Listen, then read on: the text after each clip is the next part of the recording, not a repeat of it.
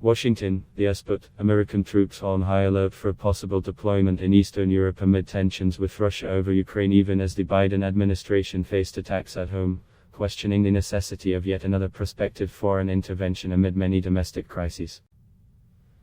Amid an escalating diplomatic standoff over Ukraine, the Pentagon said Defense Secretary Lloyd Austin has placed US troops on heightened preparedness to deploy to Eastern Europe in case NATO activates its rapid response force over tensions with Russia.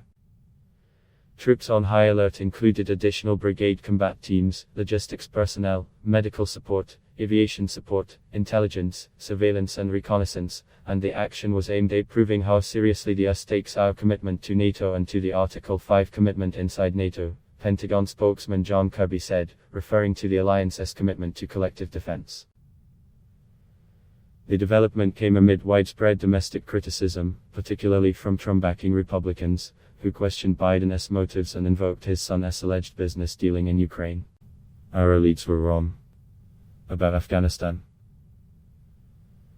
But maybe they were right about sacrificing our sons and daughters for Ukraine. No. It is the same old bees, bulls *****T in a new package, writer G. Vance, who is running for the US Senate, tweeted. Some liberals also questioned what they saw as American hawkishness over Ukraine and its desire to defend a world order when the US's own ability to address its domestic crises was in doubt.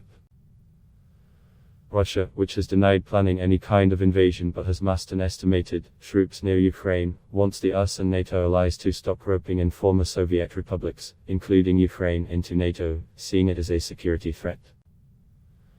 On Tuesday, the US State Department pushed back at the Russian narrative of being surrounded by NATO, arguing that Russia has land borders with 14 nations.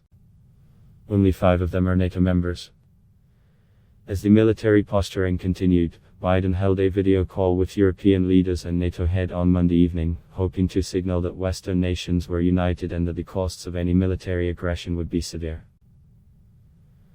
French President Macron said, if there is aggression, there will be retaliation and the cost will be very high.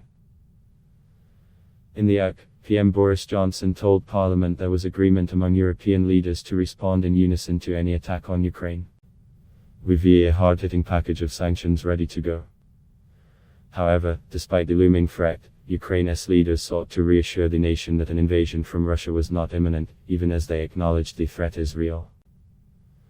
President Volodymyr Zelensky said the situation is under control and that there was no reason to panic.